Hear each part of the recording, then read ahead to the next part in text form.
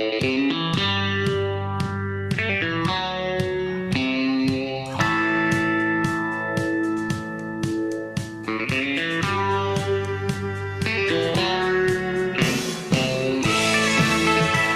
everybody, and welcome to another episode of Western Oklahoma Sports Night. I am Chuck Ramsey, the Lawdog, here with you on a Wednesday as we are wrapped up with school sports for both SWOSU, Clinton, Weatherford, Sayre, Thomas, Hydro Eakley, Watonga. A lot of sports have concluded so far. Graduation is around the corner, and I want to welcome our most recent graduate, one Mr. Luke Clement. The pride of Minco High School, now a graduate of SWOSU, Southwestern Oklahoma State University. So, man, Luke, thanks for joining me today, and congratulations on your quick graduation. Thank you. It's been a long time coming. It could have come quicker. Yeah. You've been working full time there at Wright Media, which is your full time gig as the sports director there for Wright Media in Weatherford and covering all of Western Oklahoma. So you've had a busy slate, and as a young man, I say knock that stuff out early while you got the energy and lack of commitments, because when you get my age, it really kicks your butt. No, it has definitely been a busy year with work and school and trying to get it all under wraps and stuff, but glad to finally have school over and now sports are over with. So I'm going to have so much time on my hands. I don't know what I'm going to do with it for the next couple of months. Yeah, don't be out getting in trouble. I know how you young guys are. So that's the main priority. But congratulations on your graduation from Southwestern Oklahoma State University. I think you had just finished your freshman year when I first met you. You came in and you were going to be the weekend news and sports guy on Saturdays for Wright Media, and then some changes made, and then you became the voice of Hydro Eakley Bobcat Sports, and then a year ago you took the full-time sports director job. What's it been like, covering that much sports on a daily basis? I've loved it. It's exactly what I wanted to do when I came up here to go to school, and to get to do that while in school has just been a huge blessing. To know that I don't have to go into the workforce unsure of what I want to do. I'm glad to know that this is something that I can find joy in. Yeah. And, speaking from an older guy's perspective and watching younger dudes get started in this industry, I don't have a lot of experience myself. I started late after another career, but when we did radio in Texas on KSEY, as you see the sign back there, there was a young man who got into television sports and went to work for the Fox NBC affiliate in Wichita Falls. He was from Quinnipiac. He was from Massachusetts, and he had moved from around here, Massachusetts, to Wichita Falls. And I just remember thinking, you talk about setting off for uncharted waters. That was a lot. Culture shock. It would be. And just, being by yourself down there. And luckily here in this area, people are pretty friendly. But, you've got the luxury of getting started at a great place to work and taking over and doing sports there. And I know everybody's real happy with you there and how you've handled doing the daily sports reports and covering all kinds of other sports as well. And you've probably got to experience in your, I think now, 3 years being associated with Wright Media Sports. 2 years. Some travel trips. You've got to visit the Panhandle. You've got to visit the Panhandle, southeastern Oklahoma. I've been down there. Arkansas. Made some trips. You made a trip last night. Yeah, made a trip to Tulsa last night. And for anybody just joining us or going to tune in, we are streaming live on our YouTube channel at Lawdog Sports. This is our facet of Western Oklahoma sports. It's called Western Oklahoma Sports Night. And I love getting Luke Clement on here from Wright Media Sports. But yeah, me and Chado from Caddo and Sylvia Pinedo made the trip with Weatherford Soccer up to Tulsa Holland Hall last night. And just a heartbreaker to come back with the 2-1 loss in the state semifinals. And the girls made the finals last year. I know that, their goal was to get back in the championship game and finish the job this season, but just unable to get past a really tough Holland Hall midfield and back line, and really a keeper who made some outstanding saves, just kind of played out of her mind. but it came up short, 2-1. Had some chances to equalize, maybe send it to extra time. Just unfortunate on that, but. An amazing season by the Weatherford Lady Eagles, Coach Charlie Lopez. A lot of seniors on that team contributed, but also a lot of players and big time standouts coming back next season. So I don't see Weatherford Lady Eagles soccer falling off that much. They'll have some scorers to replace, but they've got some great talented underclassmen. I know it was a lot of fun when I would come in and cut up audio or make my stories and stuff. I really enjoyed getting to watch what Weatherford and Clinton soccer that I did this year. Um, Coming from a town that did not have soccer, I still to this day have not watched a soccer game, been to a full soccer game. So I've definitely learned a lot this spring.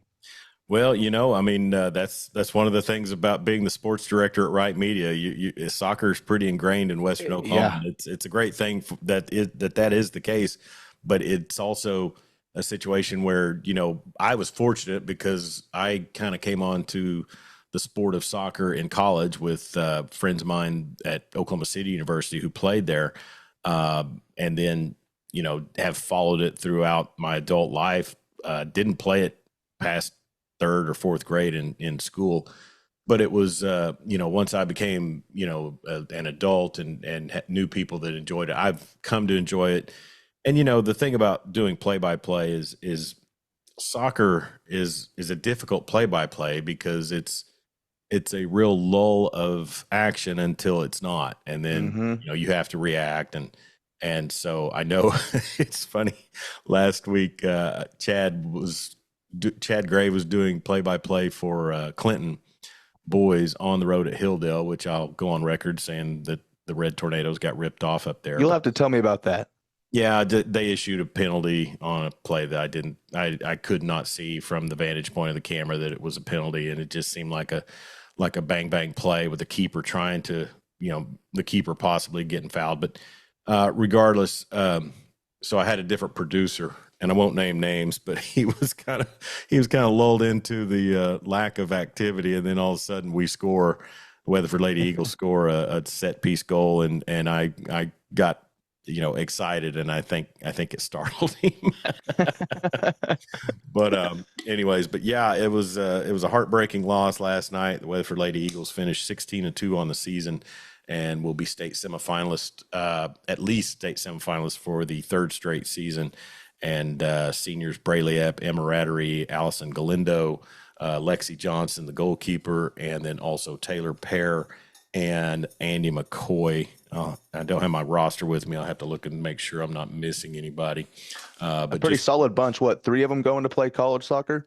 yeah, Emma Rattery going to Bushnell College in Eugene, Oregon, which I didn't know Eugene had a second college. Is that where the University of Oregon is? It Is that where is. the The Ducks are Ducks at? are Okay. there, and then Bushnell. I don't know. Is that where they make the scopes and the and the Yeah.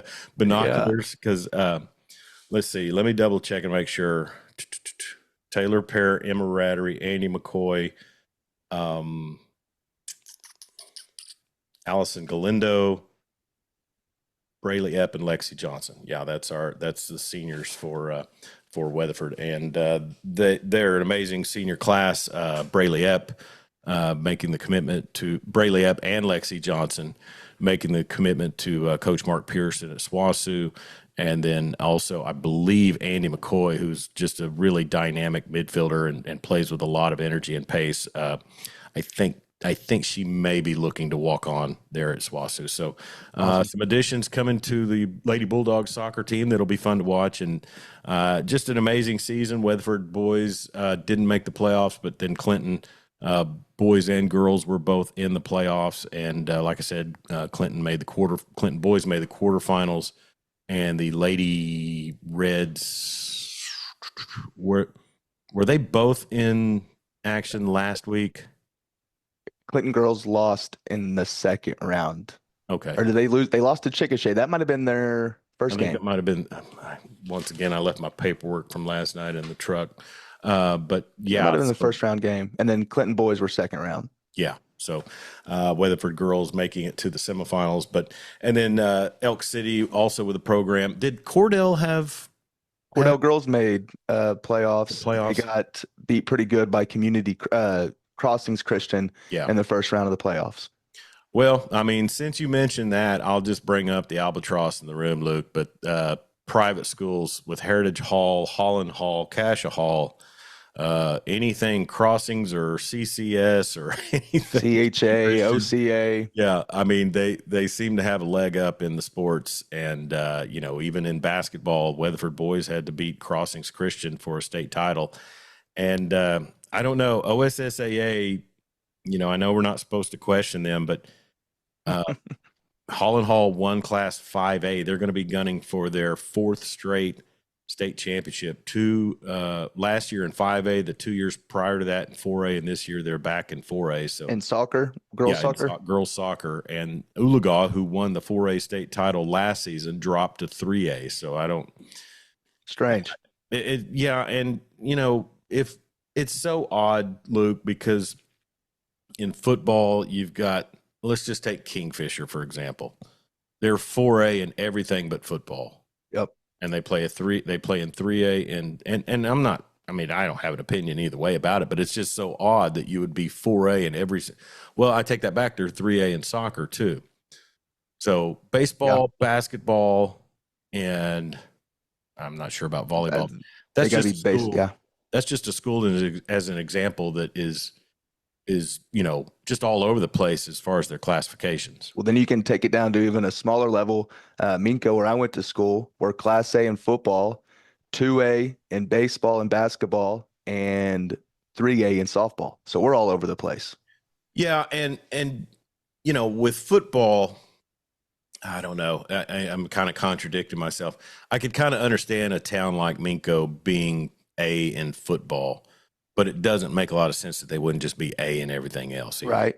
I mean, because If you think about the other schools that are in the class that you're competing with, you'd be competing with Hydro Weekly, Arapahoe Butler, Cheyenne, Thomas. Thomas is in the same class as Minko, but a lot of those schools, Minko is definitely bigger than. yeah, and then like Thomas, I think on the ADM they would classify as being in the 8-man. 8-man ranks, but they Yeah. stick with 11-man, and then you probably see it with your upbringing and your high school experience, but the schools that don't have football, that just play fall baseball, I mean, they come into the spring season with a leg up Yeah. in baseball as opposed to the teams that have a football squad. I don't know the exact number of years, but I know it's been a good number, 10 plus, since a football playing school has won a baseball state championship in the spring.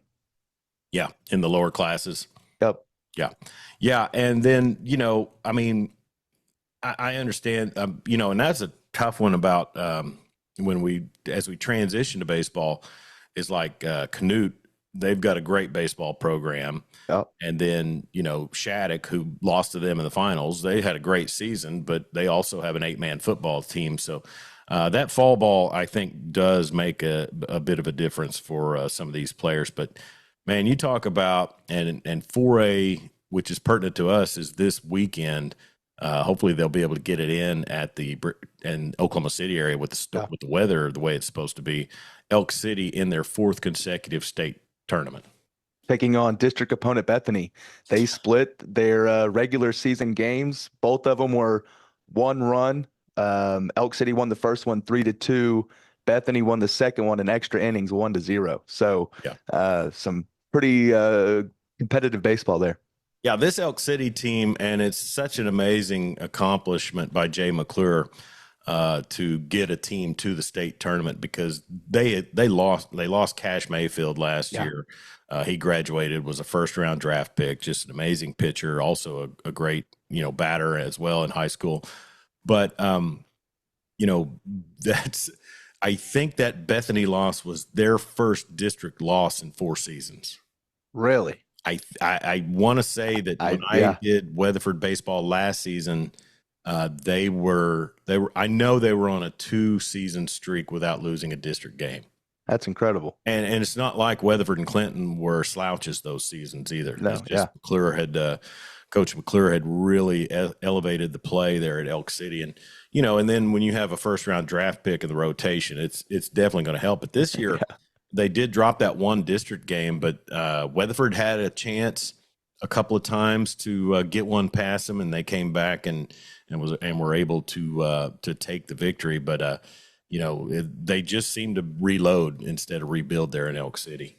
I was lucky enough to call Elk City once, maybe twice in the I-40 Festival, and just a well-rounded team, batters 1 through 9. They all know how to put bat on ball. And I think one of their biggest things is a lot of them aren't swinging for the fences. They know that they're need to put ball in play, situational hitting, stuff like that. It's really taken them far. And their pitching, they got a great rotation.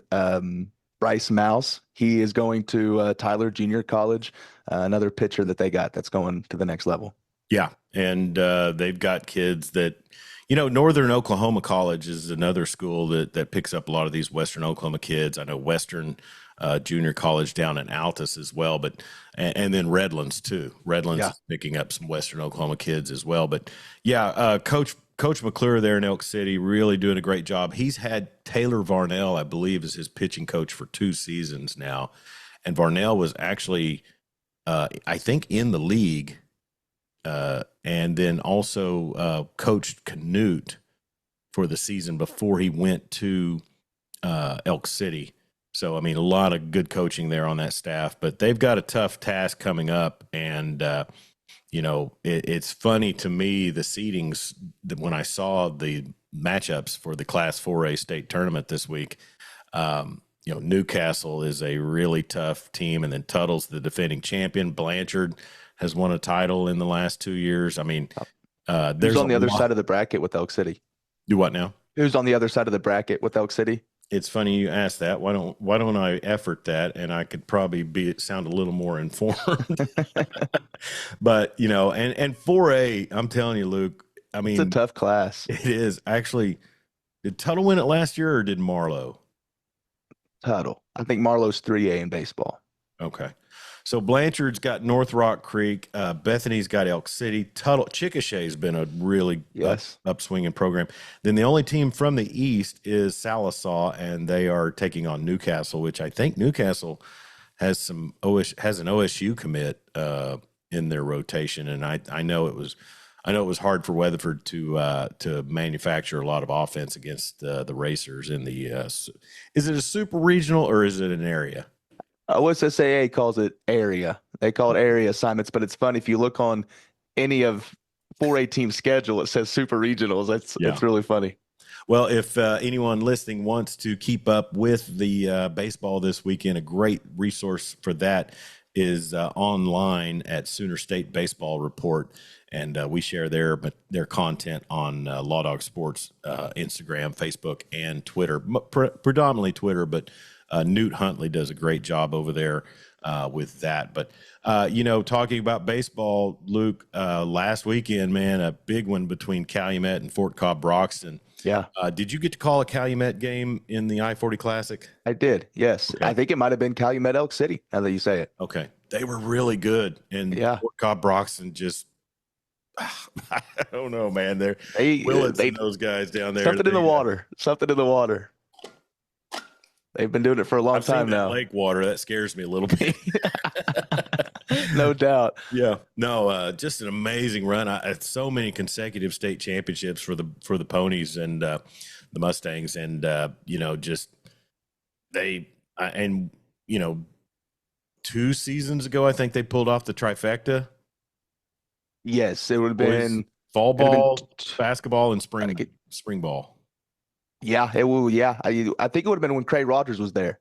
The SWASU kid. Craig Rogers, the SWASU guard, and has come into Division II and really showed out. But yeah, I know Craig Rogers was there. He might have been a junior that year. Trying to think, because I know I did some interviews down there. But the trifecta in Class B sports, that's very tough. Pulling a big one. I mean, that's a lot of talent you've got in your squad. And when you look at Class B, I mean, it's incredibly competitive. The same teams over and over. There's just multiple powerhouses in every sport. And to go on a run 6 straight state championships, 3 years, just owning everybody. It's very impressive.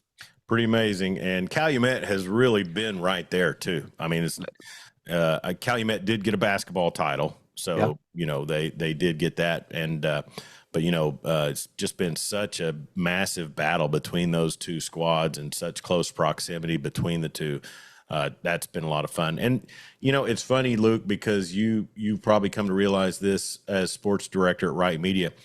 Being in Weatherford, you try to cast a wide net of sports coverage, and yeah, because there is a station on the Wright Media Network in Sayre or in Elk City, you basically stretch all the way to the state line, the Eric 100%. and Sweetwater and that area. Then really going back east, I used to try to include some Geary scores, obviously Calumet because they Yeah, participate in so much Hinton. uh, between the I-40. Hinton. I mean, Coach Grant Potter at Hinton is a great guy to visit with, He is. and they're a great program. And then even stretching out to Watonga, so it's you Yeah, you get they done got a with new your. football coach. Did you see that? I did, and you've got a little leg in on Watonga football. Did Matt Walter take another job, or was I he let am go? not Or sure. I did a little Facebook digging yesterday and yeah, couldn't really see anything on any Facebook profiles or anything like that. But yeah, so not really sure what happened there. But Greg Johnson, former Watonga Eagle, won state championships there in the 70s, was a very, very successful coach at Langston at the NAIA level. So yeah. I would love, love, love, love to see the Eagles turn it around there, especially if I'm going to be in the booth following them around. Well, yeah, and that'll be your football assignment Yeah, upcoming, I guess. I mean, I guess that would be the plan for yeah. Tonga, and then with some also you're the voice of Hydro Eagley too, and I know they've come to love you there in Hydro Town. But that coach, what was the name again? I'm sorry, I saw it Greg yesterday. Johnson. Trey Johnson. Greg Johnson. Okay. I'm just going to say this. They threw out the dates of when he was at Watonga, and I'm looking at the pictures of this guy on Facebook, and I'm Looks like, pretty good for his age, don't I'm he? telling you, he's got to be at least 8 to 10 years older than me. I'm like, he looks 8 to Yeah, 10 years younger than me. What the hell? that's what I was thinking. Me and you are on the same page there. Oh, you thought how much younger he looked than me? No, yeah, and that was pretty amazing. I visited with Coach Walter a bit last year before the season. We did our football previews, and I know he was coming in from East Central as their Yep. offensive coordinator. He had been the coach at Northwestern. He was super tight. Had teammates with athletic director or superintendent Tyler Hildebrand. But one season they got one win. They mentioned they got They one win they last year. broke the winning or the losing streak last game of the year. I'd totally forgotten they got a win. I thought they had gone winless again, but I guess they got a win late against Merritt. Yep. Pouring rain game. I'm pretty sure Merritt was 0-9 as well in that last game. So Was that at Watonga or at Merritt? at Watonga. Okay. If you have to go to Merritt, we'll talk off the air sometime. I'll get you prepped for some things to deal with there. But anyways, so yeah, Watonga with a new coach, Clay Conley at Hammond, the girls' Yes. recent state champion. He was from Eastern Oklahoma. I interviewed Okay. him when he came to Hammond, I think from Kenta, which is right there close to the Arkansas border. But he takes the job at Quinton, Another Class B powerhouse. which is east of McAllister. And I get, and I kind of put a snarky comment on Twitter, but that's what I do. Just kind of mentioned that he really bugged out quick after Henley West graduated. No doubt. And I mean, I understand he's got family there and he's got kids and they want to be close to grandma and grandpa. But, you took the job when you knew you had a 6'4" All-Stater for 3 seasons. I mean, and then you bail as soon as she's gone. You go on a great run and then Exactly. It's not the best of optics if people are a little hurt, but I know that I did see some correspondence on social media where people from Hammond Nation were wishing him the best. But That's good. I mean, they won a state title with Leah Beer too, and then she was shown the door. And She went to Leedy, right? yeah, she went to Leedy. I say shown the door. She left. I don't know the exact circumstances, but she left, went to Leedy. They've been a great powerhouse in girls basketball too. But Clay Conley just and that was a weird season 2 seasons ago, Luke, because that summer Greg Pratt came from Stigler to coach Weatherford girls. Yeah. Clay Conley came from Eastern Oklahoma. I'm pretty certain it was Kenta to coach Hammond girls. And then Coach Johnston, who I assume is still at Hammond as the boys coach, he came from Roth down there by Ada. And that was just like it was a migration of Eastern coaches coming out west. And, Pratt now left after 1 season, Conley left after 2, and we'll see if Johnston sticks it out. So I don't know. It just can't handle that out here out west. It's a different way of life. I'll tell you something, Luke. I mean, I grew up around Tulsa. I don't remember, weather affecting me to a big point, but when you're accustomed to it. But last night at Holland Hall, when we stepped out of the we stepped out of the press box, because we did have a little window unit in the press box. The humidity was way more intense than it is out here in Western Oklahoma. I was kind of stunned. I was like, wow. I bet our girls were probably gassed. I mean, we had some issues with some cramping, I think, but man, Luke, to step out and it's like, oh, it feels like, I think they said it felt like 82 when we rolled out of there at 9:00. That's nasty. Yeah. Especially at 9:00. You don't want to play soccer in that. Yeah, exactly. It was soupy, to speak of that. That's a good way to describe it. Yeah, exactly. That's an old Eastern Oklahoma phrase. Visiting with Luke Clement, sports director at Wright Media and Wright Radio Sports, and he does his daily updates, sportscast every morning at 7:40 on KCLI 99.3 FM, and then at 7:50 on Coyote 95.5 the Coyote. You can also hear him on 101.7 the Zoo in Elk City. So Luke, you get into that phase now where it's a lot of human interest stories. It's a lot of keeping up with like Corn Ferry tours and stuff like that. I'm supposed to visit with Quade Cummins sometime this week. He's said he'd come on my show, and that's a heck of a story. A Weatherford kid with his PGA card and the PGA. I got a question, because I'm not of the biggest golf follower, trying to get more into it.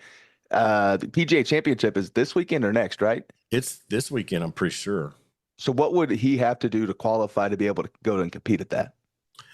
That's a good question. Is it kind of like a rodeo deal, like a by earnings type of thing, or probably a rankings type thing? Just looking at Quade Cummins on the PGA website, he's currently ranked 130th in the FedEx Cup. So I don't know if they fit 130 golfers into that. Maybe, this is where some YouTube interaction would be nice from some people that know golf. Let's see. Trying to find out, how they do that. And so, it just status and eligibility. I know if you win one, you're kind of in there, right? I would imagine if you. To qualify for the PGA Championship, golfers typically need to meet specific criteria, which could vary from year to year, but generally include being a winner of the PGA Championship in the past 5 years, winning any of the 3 other major championships, or being among the top finishers from the previous PGA Championship. Additionally, top 70 players based on PGA Championship points. So sounds to me like Quade Cummins will probably, now that he's got his PGA card, will have to get out and have some success before he can qualify. I got you. I mean, that's the best. And, that was the goal of visiting with him, so that I could learn you something. Yeah. So anyways, but yeah, the PGA Championship, I believe that starts this weekend, if I'm correct. And, so I'll get some good Chase Lounge time this weekend, watching some golf, Yeah. especially if it gets hot or stormy, either one. Yeah. I But also heard this weekend that the PGA Championship is coming back to Southern Hills in Tulsa in 2032 or something like that. yeah, yeah. And I think I saw, I got curious because I know in 1989, Oak Tree hosted the PGA Championship in Edmond. And I thought, well, how does Southern Hills keep getting an Oak Tree doesn't? Yeah. Well, I think I looked it up, and there was a host of reasons. There was some issues. I know there was an issue back some years back where they had a hole called Hangman's Corner, and there was a noose hanging up in a tree, which offended people. And then on top of that, inclusivity of minorities and women was a touchy point there as well. But then also, I think the logistics of it, because of the layout of Oak Tree and the availability of parking space and accommodations and stuff, they just didn't. And that's where Southern Hills has excelled. I mean, they've provided a lot of space for the coverage and for the fans and things like that. So that'll be interesting to see them. That was just 2 seasons ago. Yeah, that wasn't very long ago at all. That 2 or 3 years ago, they were in Tulsa for the PGA. So I'm sure they liked it. I'm sure people like coming to Tulsa and paying Oklahoma prices on stuff too. 100%. So, anyways, but yeah, so the PGA going on, and I'll pay attention to the Class 4A state baseball this season. Soccer playoffs. I'll be rooting for Bethany to beat Hall and Hall in girls soccer. I didn't see on the boys' side if I really haven't been paying attention since everybody's been out of it to the boys' side. Yeah, and like I said, we're going to get you lined up to have to go with a Clinton play-by-play next year to be able to say you called a soccer game. Oh, I don't know. Looks like Hilldale and Heritage Hall will be playing for the championship 1:00 on Saturday at Rogers State University. So had Weatherford won last night in girls action, and Bethany, I believe, defeated Heritage Hall, I don't think they would have made both those teams go up to Rogers State. I think they would have had it at Taft or something. So Bethany made it to state in the girls. Is that what you said?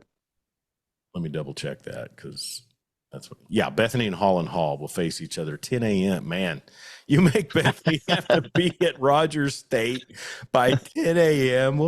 Now they may have moved that up because of weather fears. You never know, but yeah. So hopefully they leave the night before. Yeah. Both scores last night for girls semifinal action in Class 4A were 2-1. Bethany beat Heritage Hall 2-1, and Hall and Hall beat Weatherford 2-1. And then Bethany, I think, has a standout player on the soccer team who was also a standout player on the Lady Broncos basketball team, who has some deep Western Oklahoma roots, Caton Donnelly, whose dad, I never can remember dad's name, but Lance Donnelly is her uncle. He's a Weatherford All-Stater, played at OU during the 01 to 03 seasons, I believe. And then also her grandfather is Mike Tyson, a multiple state championship award, not the boxer Mike Tyson. I saw that. I was like, what? Yeah. No, Mike Tyson, the Thomas Terrier girls basketball coach, won a lot of state titles back in the 80s with Kelly Litch. And so her, Caton Donnelly, we'll be rooting for Caton Donnelly and the Bethany Lady Broncos to defeat the evil empire of private school, Hall and Hall Lady Touch. I can't believe the voice of the Weatherford Eagles rooting for the Bethany Broncos. Public school. I mean, I know Bethany does their share of recruiting. They're in the metro and their admissions, but it can't be anything compared to how Hall and Hall must operate. But, that's the circus we're a part of now, Luke. No doubt. And hey, Hall and Hall played a great game. Can't take that away from them. So a lot of talent on that squad. So really looking back over the 2024-2025 sports season, which I think was our intention to do here today, Luke. Your first full year, as I mentioned, as sports director, you get kicked in to that position on the tail end of last year's spring sports, and then, like I said, summertime doing sports for Wright Media. Not a lot going on. You'll have 101 Classic Bowl. You'll have the Western Yep. Oklahoma Baseball Coaches Association coming up, all state games, camps, SWASU camps, all kinds of basketball camps. So it's kind of that area of time where you get more creative. More creative. You remember where the phone is. You start calling people, getting audio. It's a lot of digging, trying to fill time. Have you got a line into Mike Wisniewski at SWASU Rodeo to be able to keep up with all the SWASU participants in the college rodeo finals and stuff? I do. Him and John Chedester, the SID, both of them are very, very helpful. Wisniewski always gives a great interview, always helpful. But hopefully, that'd be awesome if SWASU could go down there and make some noise in the They National generally Finals do. Rodeo. I mean, Yeah, they've made some runs. I know Emily Beisel is a SWASU graduate, and she's always doing things. And then there was a kid from Arapahoe that I think you told me his name the other day. Wasey Shala, Yep. and he's really had a run in rodeo. And then really, I think there's some Elk City kids that are big in some rodeo things, and some of that's NFR or PRCA. yeah, but PRCA. But the College National Finals Rodeo will be upcoming, so I'm sure you'll be staying on top of that. And then also, I mean, you do throw in some collegiate sports on your sportscast, OU, OSU, SWASU. You know, God only knows the portal additions or the Yeah. transfers that can go down here pretty quick. But I'll say this: I think we're coming up on former Thomas Terrier great Aiden Kelly's senior season. I want to see that kid get some snaps in Stillwater this season. I want to see him. I know he can get out there and make an impact. He's just kind of been waiting his turn. I don't know if I'm kind of confident. I saw him get honored at senior day last year. I don't Oh, know if really? I want to say he might have graduated or he might have a fifth year or something, but of eligibility. But um, I'm really think his last year was last year. I could be Oh, totally wrong because he was a senior my sophomore year when I played Thomas my sophomore year in playoffs. He was yeah. a senior. I thought he redshirted a year, but let me, as my partner Jeremy Schroeder says, let me effort that. Shows 2024 as his junior year. Okay, maybe I'll stand corrected. 2022 freshman. He redshirted in 2021, so he does have another year of eligibility, Okay. according to the OSU website. No, that would be awesome to see him get some reps on the defensive line. When Yeah. we graduated a bunch of defensive linemen, sent a bunch to the draft, so definitely going to have to fill some shoes. Yeah. Came See in, some got a Western Oklahoma tackle, talent. a solo tackle in the game against Colorado, which was kind of a blowout. Ugly. But I would think that he was the one. Yeah. I would think that Aiden Kelly could be in line. You know, it's funny because I think it's been 3 years ago, Luke, that I interviewed him and Ethan Downs. Were they the same class? They were out of the same class. Thomas and Weatherford, both I think graduated the same years, or maybe Aiden was a year after Ethan. I'd have to double check, but they both came out. They didn't come out together, but they came out to the station. I interviewed them, in the KCLI studios there, and took a picture. And it was just funny because Ethan is 6'4", 260, and just looks like a man, like a monster man standing next. Yeah. I'm 6'2", maybe 6'1", 6'1", 240, and Depends on who you're talking to, right? yeah, and I'm not built by any means, but I mean I looked really small next to him, and then I stood next to Aiden. I'm just like, he's got that compact. What do they call it? The 3-down lineman or the 5 technique lineman. I mean, Nose. yeah, he's your typical nose tackle because he'll be able to get low, and he's not super tall, but he's really. I mean, I think OSU lists him at 290, maybe 300. He's a big cat. He is a big cat, and I'll be looking forward to him. And really thinking about it, that's that's our only Western Oklahoma standout playing in a D1 role that I can think of in I think football. even, yeah, Because I think you're Ethan right. was our only one at OU. Nobody from And Clinton off the top of my head. yeah, and then so yeah, Aiden Kelly at OSU, and there's some that would debate whether they're really D1 anymore or not, but Funny story about Aiden Kelly. His senior year was the last year that Thomas made it to the state championship game, yeah. and they knocked us out of the playoffs second round.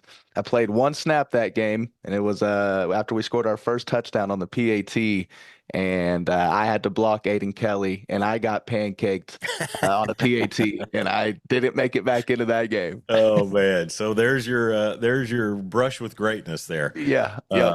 Yeah, I went back and because I did do one season as the voice of the Thomas Terriers football team, and they'll probably be glad to see me never come back because they only won one game that season. I think I think I take the blame for that around here. But no, I went back and watched the tape on that, and I mean it shows you kind of the run that Cashin was making at that time because I don't see how Cashin beat them. They The had freak athletes, Cash and so, did. yeah, the linemen that Thomas were throwing out there was Aiden Kelly, Camden Billy, who went to UCO, who was just a mammoth of a He kid. had offers from Tulsa, Hmm. Navy, bunch of big schools. Yeah, and he was a big kid and a really good player. And then also Parker Payne, I think, would have been a sophomore on that team, but he was a big. They had the size on that squad, and Thomas just fell short in that. I think that was the 2020 state Yep, finals or yep. state championship class A, and now it would be split up. So what do you think about the split being an old class A alum? Um, yes and no. I like it just because it definitely splits up the powers. Cashin, your Ringling, Morrison, Tonkawall, stuff like that. It definitely splits those up, gives different people a little bit more of an opportunity. Um, but at the same time, I still feel like it's Class A football. A lot of schools are still playing Iron Man, both sides of the ball, run the ball down your mouth, stuff like that. So it's still Class A football. Yeah, I visited with Tyler Riggs from K101 last week, and we talked about the 101 Classic Bowl. And you think about the run that Fairview has made in Class A over the last 4 year season. I think my last year doing Friday night finals in Oklahoma City was 2021 season, and that year Thomas had a down. Thomas fell hard that season, but Fairview, man, they came up big, and I think they won state that year.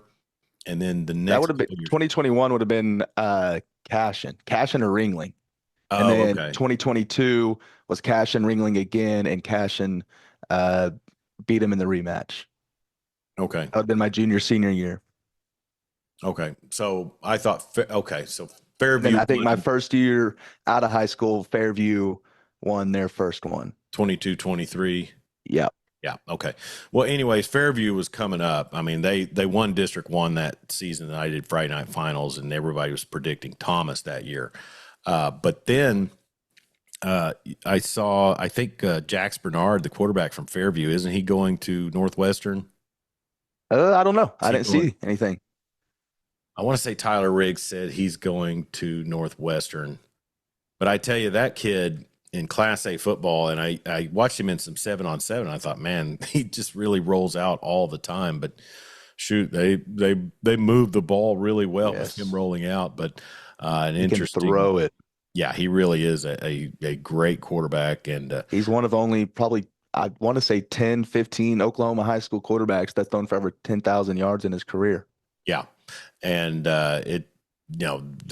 it's just pretty well been a heck of a run for Fairview and then Hooker as well. But Yeah. that's going to be a fun event coming up, the K101 Bowl. I think this year, if I've got the chance, I think I'm going to make a trip up there to catch something. Maybe the basketball, maybe the football, but it's not that far for me from Thomas to Woodward. But it is a little bit of a trip. But I probably owe it to myself and people that follow Western Oklahoma Sports Night to at least get up there and watch a one-on-one classic bowl.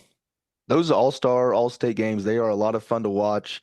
They're very, very competitive. It's fun to see guys. A lot of those kids, those are their last chance to play a game. They're not gonna lace them back up, put the pads back on. So they're giving it everything that they have, and they're a lot of fun to watch. Definitely. All right. Well, I tell you what, it's going to be a lot of fun to be listening to you as you'll probably be having to deal with Val Gal and John Matthews on the regular now with summer coming up, and you're out of school, and I kind of feel for you on that, but you've done a great job, working in with the group there, and I know they're really happy with the job you've been doing there at Wright Media. And like I said, best of luck to you as the summertime comes. And of course, hey, real quick, SWOSU, are they done with golf? I thought I saw something on They Twitter have for Drew Dodge. Yep, Drew Dodgen, member of the women's golf team from Oklahoma. I want to say Yukon. But she is one round down at the national championship, tied for 29th. It sounds kind of rough, but she's even par through round one. She's 5 strokes down from first. That was before it got started. I haven't looked at the leaderboard since this morning. So okay, so she's still in action for SWOSU. Yep. So technically, sports is not completely wrapped up in West. 36 more holes of golf, and SWOSU is done with athletics. Well, I hope her 36 holes of golf goes a lot better than my 18 did on Saturday at Clinton. So it was pretty rough. I got a set of clubs this weekend for my graduation present. So did you? I did. So what'd they get you? A little bit of mix of Callaway driver, Callaway set of irons.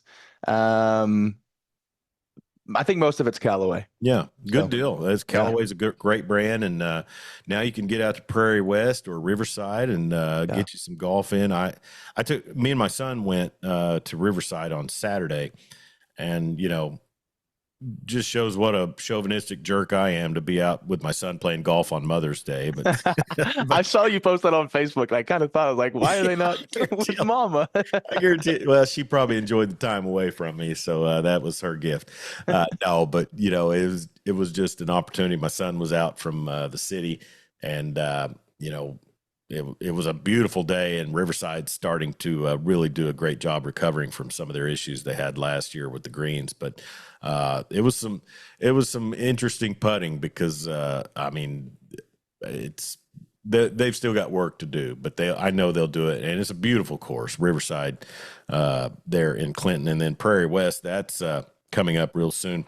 Well, now that you got a set of clubs, you'll probably tell Heston Wright to bump me off of the Wright Media squad for the Weatherford Athletic Hall of Fame coming up scramble.